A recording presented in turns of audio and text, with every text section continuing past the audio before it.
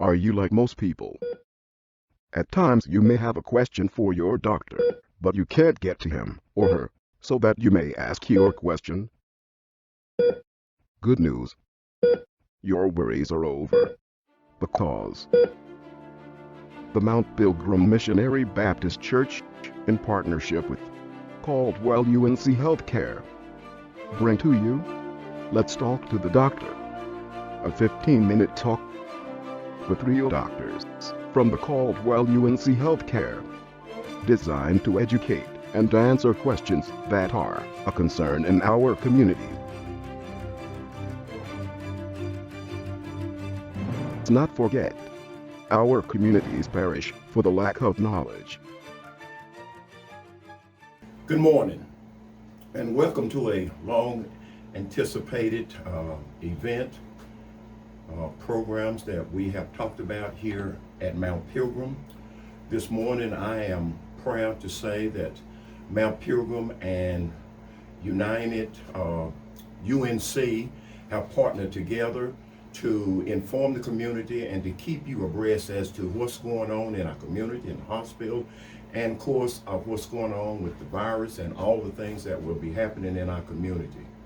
My name is James Perkins, Ike Perkins, and I am the senior pastor here at Mount Pilgrim Missionary Baptist Church. And we do have our guests with us this morning, which you will hear from them pretty soon. And just want to let you know that we do have our mask, and we want you to be knowledgeable of that, and each one of us has one, and periodically we will probably be taking them off in order to talk. We are trying to stay a distance from one another. So without further ado, I would just like to introduce this time Miss Deborah Ashley Smith at this time, and you can carry from here. Thank you. All right. Well, thank you so very much for allowing us to be here, Reverend Perkins, and your congregation. It's just a privilege that we would have this honor to be invited to come and speak. And actually, it's an inaugural event for us as well, because this is the first time we've had the opportunity to speak to the community. So this is a good way to launch this.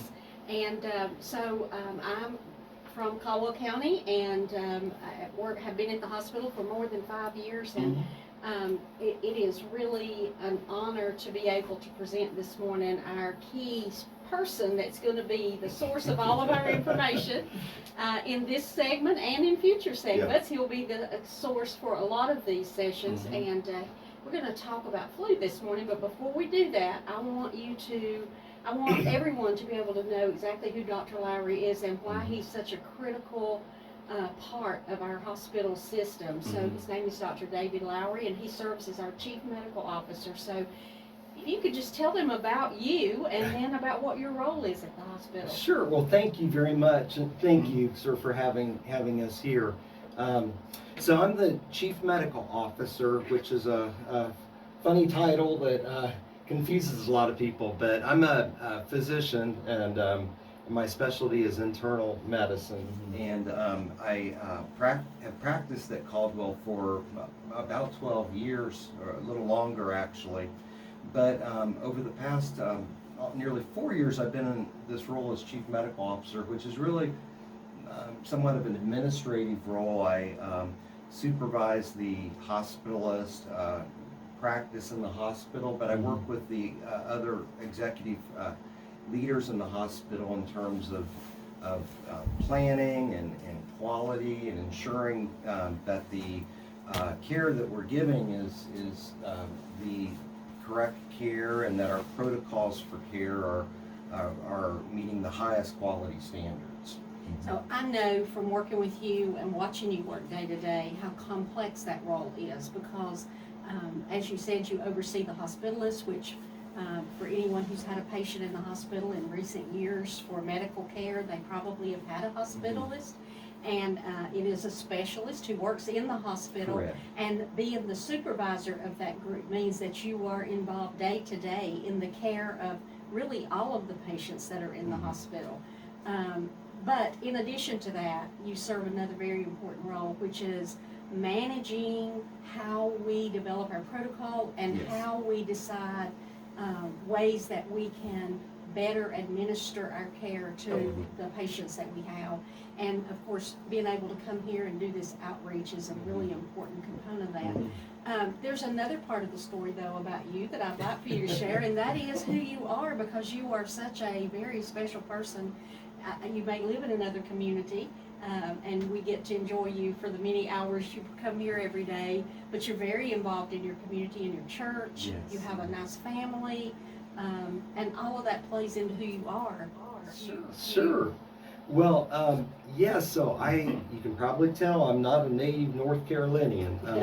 I grew up in Ohio. Yes, no accent.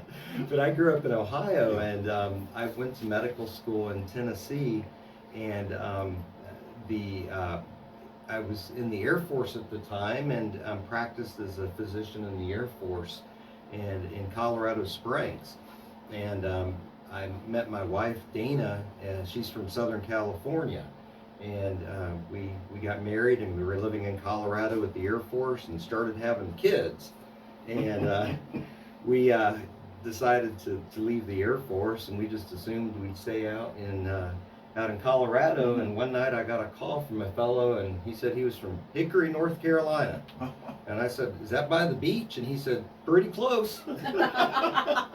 So we flew out here and visited and found the people in the area to be beautiful. And to be honest, we drove up to Blowing Rock from Hickory one day, and when we passed through Lenore and started getting in the foothills, I thought, this is really beautiful.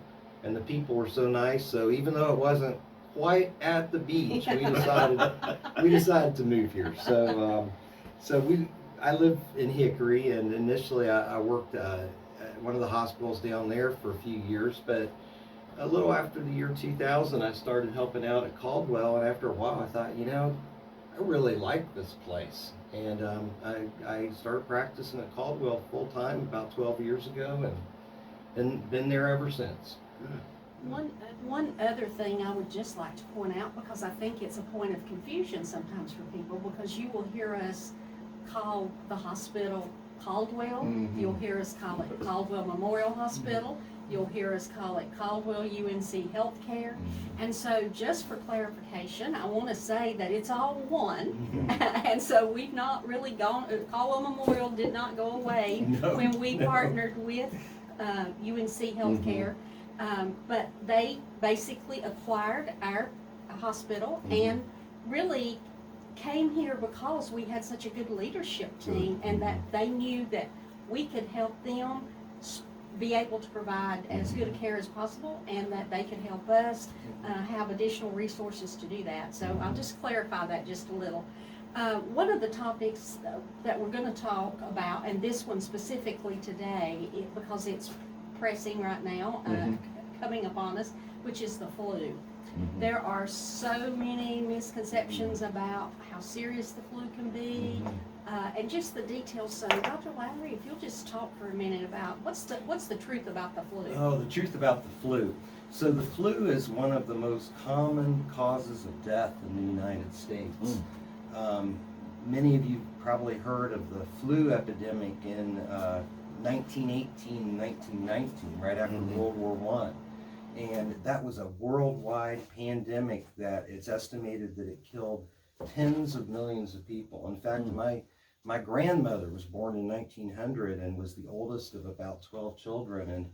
And when she was 18, 19 years old, her mother and 2 or 3 of her siblings died in that epidemic. And that is woven into the family history of my family. But the flu is a upper respiratory illness that comes back every fall. Usually cases start occurring in September or October and last through the spring. And a lot of times people will get a GI bug with some vomiting or belly pain or diarrhea, and we all will say that's the flu. But in reality, influenza is the flu, and it's very specific. It's a cough accompanied by a fever, and oftentimes accompanied by muscle aches, just feeling wiped out.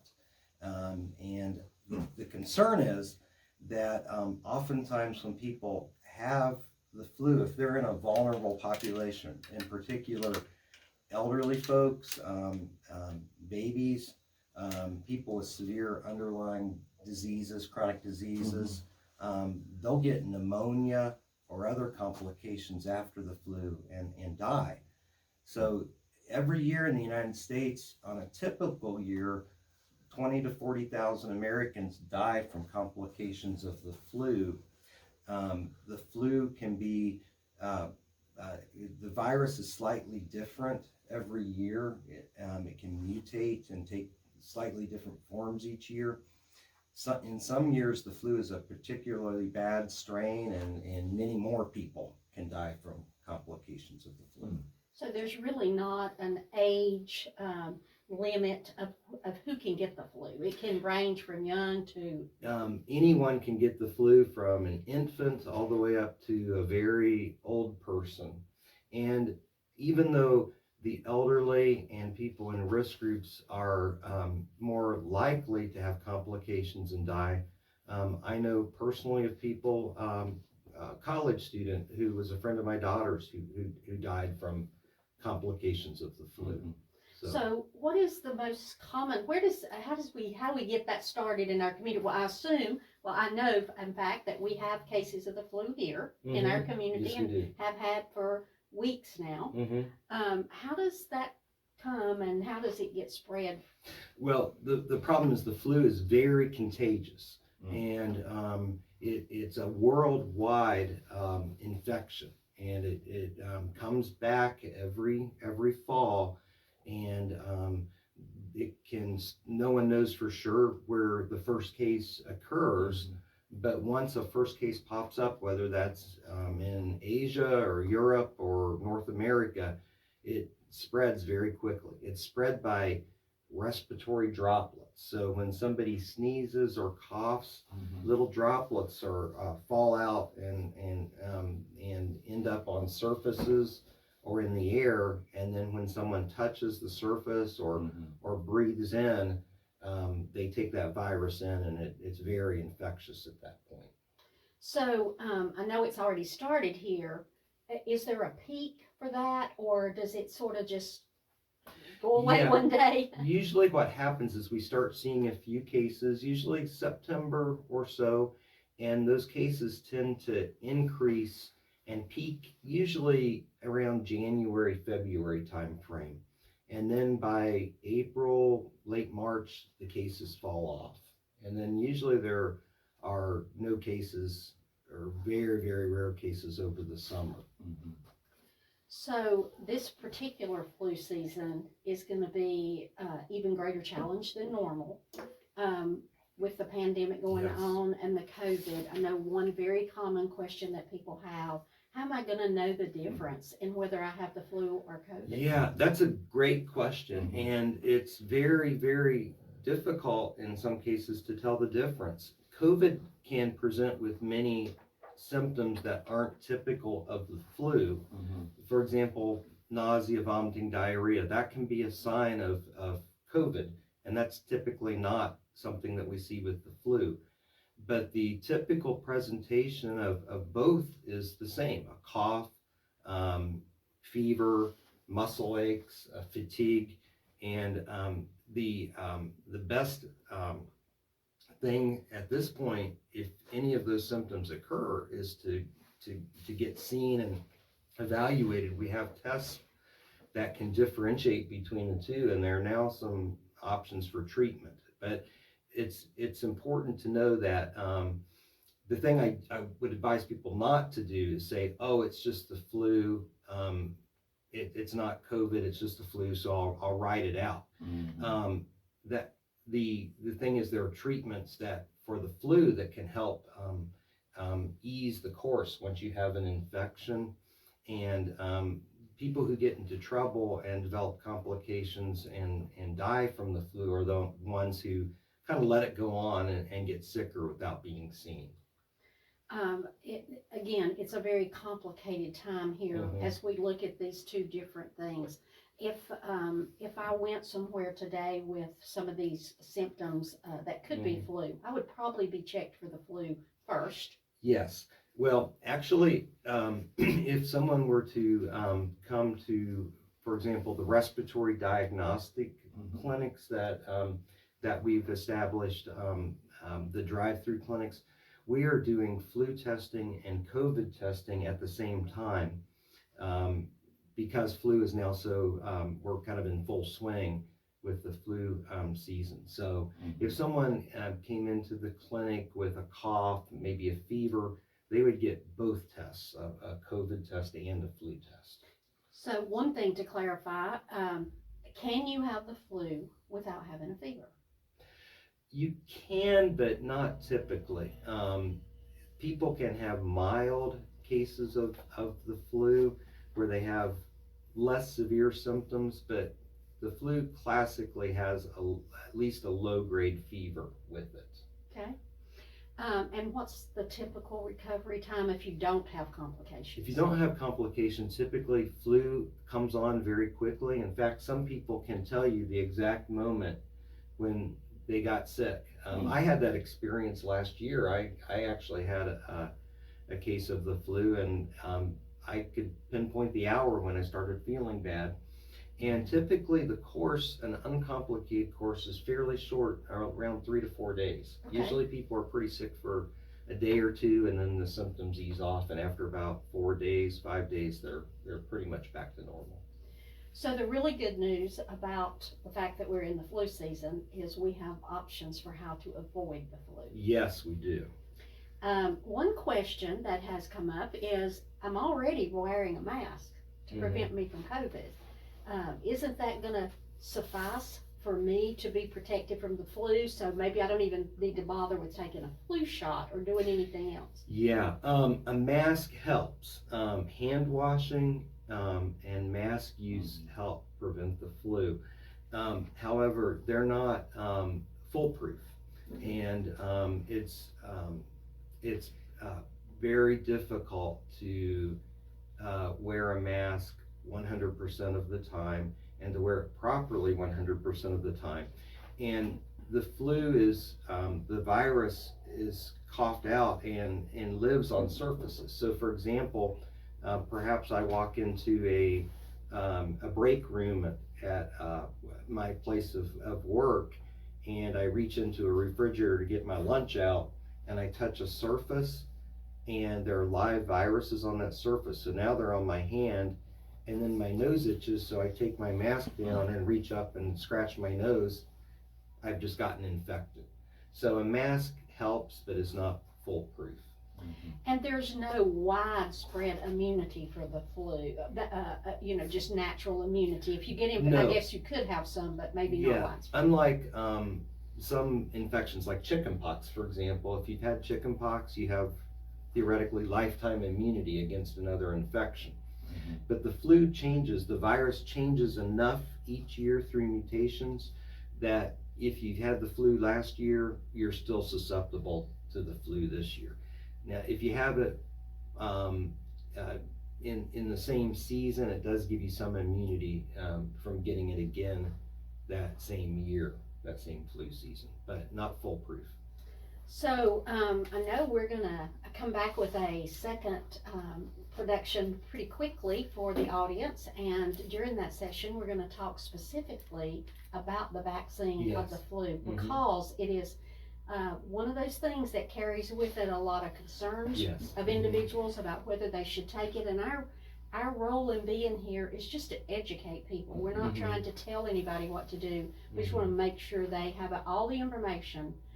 So we'll look forward to that discussion about the vaccine. Okay, thank you. Thank you. Bad as I hate to say this, this has come to an end to our segment regarding and introducing Dr. Lowry and Mrs. Smith. However, we will continue, and we know that we had a lot more questions, but we just couldn't get to them all in this segment. But as you know, that we will continue this, and we will have another segment with the Dr. And we have titled this, Doc, I don't know if we've shared this with you, but a talk with the doctor. So we will continue this, a talk with the doctor. Again, thank you, and thank all of you for your questions. And I hope that a lot of this conversation has answered your questions and made you feel a lot more at ease with what we're experiencing in our community. So just be blessed and watch this on the Mount Pilgrim Facebook, and we will be coming back to you again soon. Thank you. What an informative and educational segment. Reverend Perkins and the Mount Pilgrim Media Ministry want to thank you for tuning in. We are located at 539 Willow Street in Lenoir, North Carolina. Please visit. We would love to see you. Join us every Thursday, right here at 7 p.m. with another segment of Let's Talk to the Doctor. Be blessed, and we look forward to seeing you next week. We would like to thank our partners, Caldwell UNC Health Care, as we are doing good in the neighborhood.